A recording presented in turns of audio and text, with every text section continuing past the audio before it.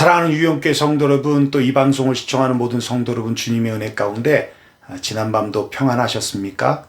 오늘 우리가 함께 나눌 말씀은 마태복음 7장 13절로부터 20절 말씀까지입니다. 이제 산상수훈의 마지막 결론 부분에 다다랐는데요. 어제 말씀드렸지만 산상수훈은 참 주옥 같은 말씀들로 가득하지만 삶에서 실현시키기 어려운 말씀들로 가득합니다. 가령 원수를 사랑하라든지 핍박하고 박해하는 자를 위하여 기도하라든지 오른편뺨을 치거든 왼뺨도 돌려대라든지 정말 쉽지 않는 말씀이죠. 물론 말씀대로 순종하며 살아가야 합니다. 또 지키려고 해야 합니다. 그런데 지킬 수가 없습니다. 왜요? 그게 우리 인간의 한계이기 때문에 그렇습니다. 그래서 누가 필요한 겁니까? 무엇이 필요한 겁니까? 예수님이 필요한 거고요. 또 주님의 은혜가 필요한 것입니다. 예수님이 말씀하신 대로 다 지키는 것도 불가능이지만 그렇게 지키는 사람도 문제입니다. 왜요?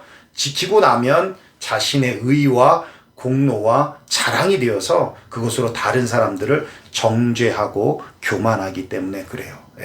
그렇게 자기 의의를 드러내기 위해 말씀을 지키라고 성경은 말씀하고 있지 않습니다. 오히려 우리가 지키지 못하기 때문에 그러기 때문에 주님을 더욱 의지하고 주님 안에 거하며 주님의 은혜를 구하며 나아가는 것이 중요하다는 것을 말씀해 주고 있는 겁니다. 오늘 말씀도 다르지 않습니다. 그러면 우리가 함께 본문을 읽고 오늘 우리에게 주시는 메시지를 같이 나누도록 하겠습니다. 제가 봉독해 올리겠습니다. 짧습니다. 13절부터 봉독해 올리겠습니다. 좁은 문으로 들어가라. 멸망으로 인도하는 문은 크고 그 길이 넓어 그리로 들어가는 자가 많고 생명으로 인도하는 문은 좁고 길이 협착하여 찾는 자가 적음이라.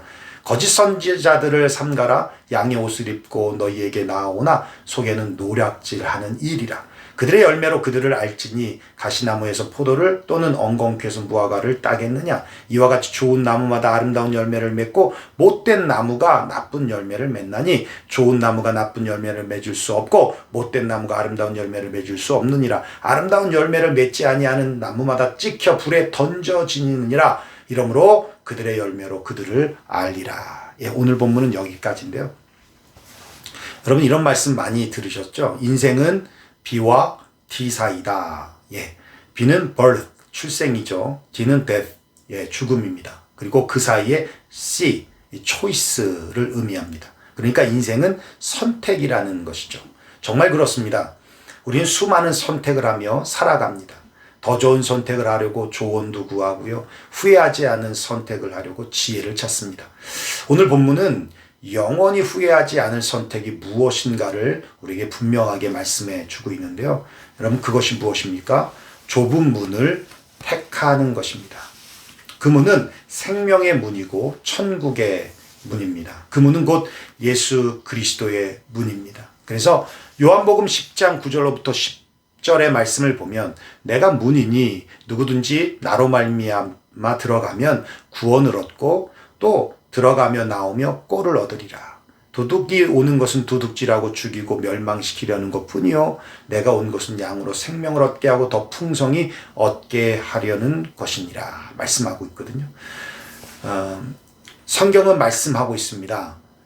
좁은 문으로 들어가라. 그러나 좁은 문으로 들어가기보다는 넓은 문으로 들어가는 사람이 더 많을 것이다라고. 왜냐하면 그 문이 편하기 때문입니다. 그 문이 쉽기 때문입니다. 다 좋습니다. 그런데 그 문은요, 멸망의 문입니다. 그렇다면 편하고 쉬워도 우린 들어가지 말아야 할 문입니다. 그런데 사람들은 그 문을 선택합니다. 그리고 원망하고요. 나중에 누군가를 탓합니다. 하지 말 걸 하면서 껄껄껄껄 후회합니다. 반면에 좁은 문은 별로 인기가 없습니다. 그러다 보니 찾는 이도 많지 않죠. 그러나 그 문은 구원의 문이고 생명이 있습니다. 세상의 넓은 문에서 얻을 수 없는 영적인 기쁨과 영생의 열매가 있다라는 겁니다. 좁은 문으로 들어가면 당연히 좁은 길이 나옵니다. 좁은 길은 험한 길이고 고난의 길입니다. 그래서 또 고민이 되고 갈등이 되는 겁니다. 인생의 걸음마다 망설여지기도 합니다. 그러나 예수님은 우리에게 단호하게 말씀하고 있습니다. 마태복음 16장 24절에 이에 예수께서 제자들에게 이르시되 누구든지 나를 따라오려거든 좁은 길로 가려거든 자기를 부인하고 자기 십자가를 지고 나를 따를 것이니라.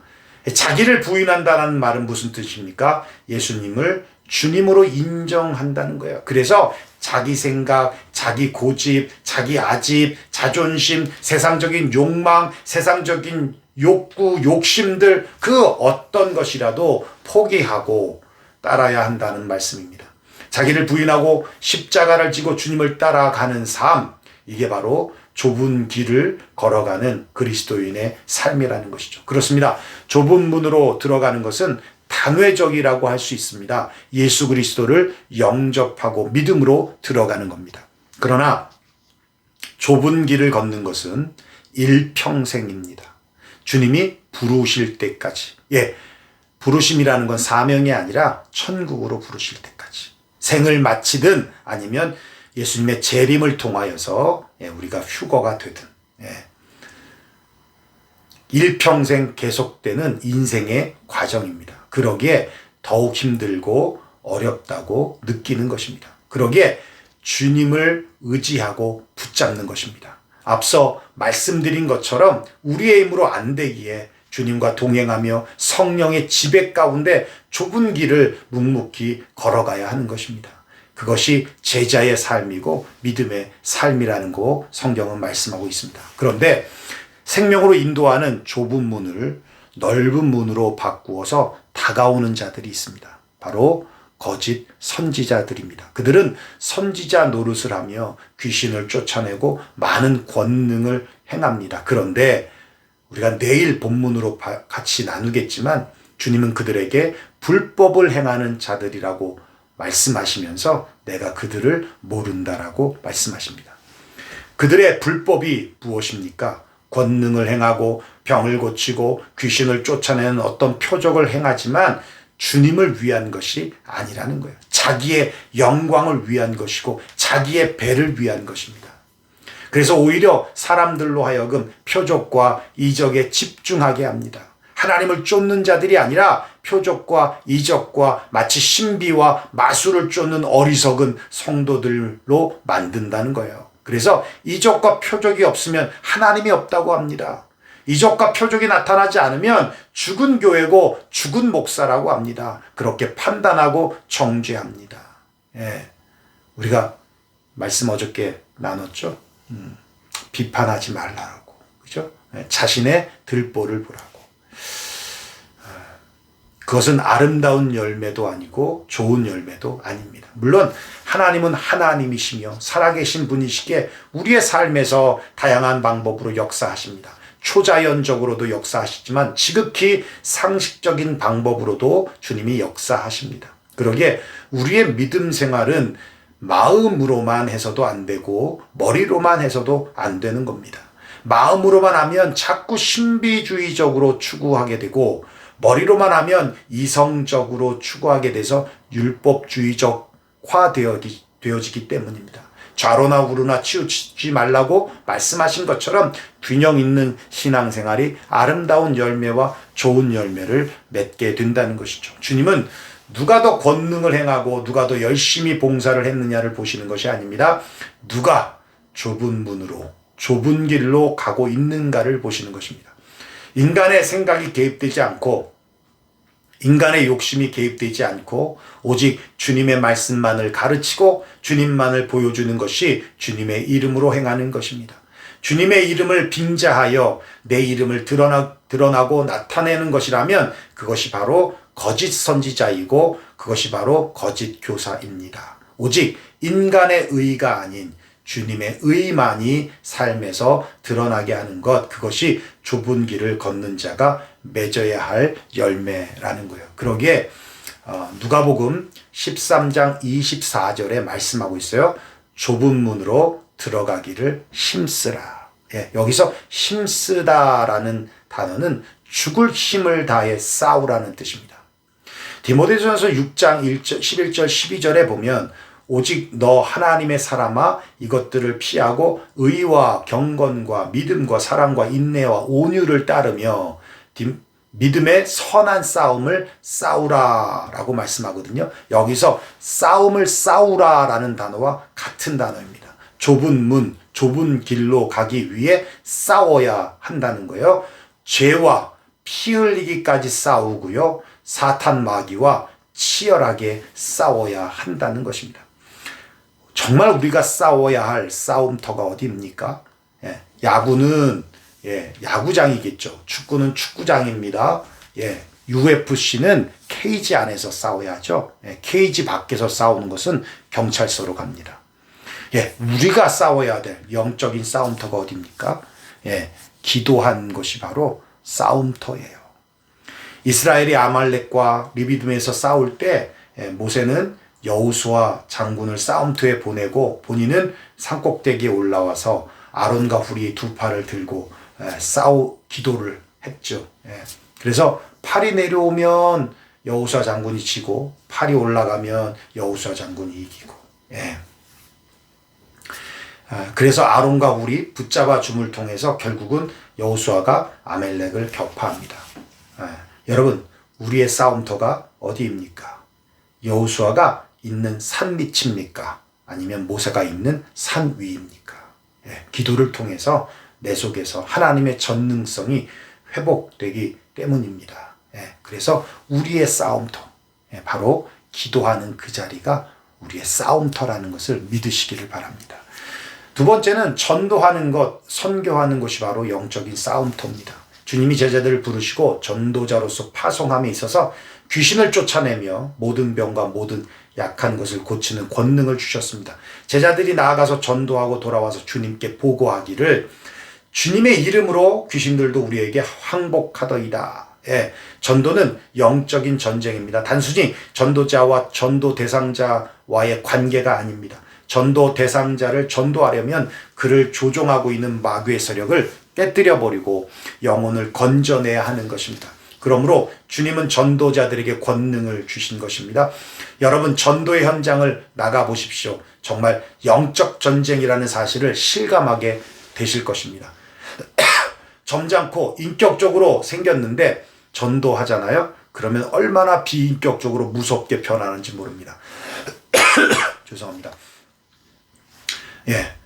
전도 현장은 언제나 영적인 싸움터입니다. 그런데 두려워하지 말고 포기하지 않으면 반드시 승리하는 것이죠. 세 번째가 나 자신의 마음이 바로 싸움터입니다.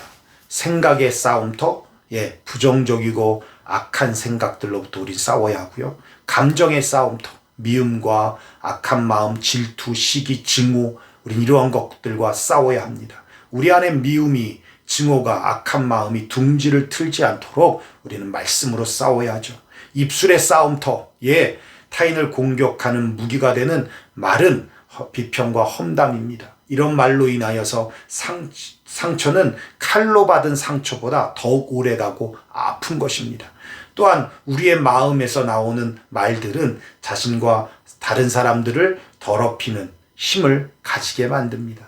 또한 자신을 공격하는 말은 부정적인 자신의 영상을 더욱더 구체화시키게 되어지는 것입니다. 그렇습니다. 우리의 싸움터는 기도처이고 전도의 현장이고 그리고 내 자신의 마음입니다. 주저하지 마시고 머뭇거리지 마시고 링 위에 올라가서 당당히 맞서서 싸우십시오. 그것을 주님이 원하시는 것입니다. 그게 바로 좁은 문으로 가기 위하여 힘써 싸운 것입니다. 우리의 싸움은 영적 싸움이기 때문에 돈으로도 안 되고요. 무기로도 안 됩니다. 성령님을 절대적으로 의지합니다. 기도하실 때 성령의 도우심을 바라보면서 의지하면서 기도하십시오. 로마서 8장 29절에 말씀하고 있습니다. 이와 같이 성령도 우리의 연약함을 도우시나니 우리가 마땅히 빌 바를 알지 못하나 오직 성령이 말할 수 없는 탄식으로 우리를 위하여 친히 간구하시느니라. 모든 기도와 간구로 하되 무시로 성령 안에서 기도하고 이를 위하여 깨어 구하기를 항상 힘쓰라라고 에베소 6장 18절에 말씀하고 있습니다. 전도하실 때 성령님의 도우심을 바라보면서 의지하면서 전도하십시오. 오직 성령이 너에게 임하시면 권능을 받고 예루살렘과 온 유대와 사마리아와 땅끝까지 이르러 내 증인이 되리라 라고 말씀하고 있습니다. 나 자신과도 싸울 때도 성령의 도우심을 바라보면서 의지하십시오. 로마서에 말씀하고 있죠. 그러므로 이제 그리스도 예수 안에 있는 자에게는 결코 정죄함이 없나니 이는 그리스도 예수 안에 있는 생명의 성령의 법이 죄와 사망의 법에서 너를 해방하였음이니라. 예, 사랑하는 성도 여러분, 오늘도 좁은 문, 좁은 길로 걸어가시는 에브리데이 크리스찬들이 되시기를 주님의 이름으로 축원합니다.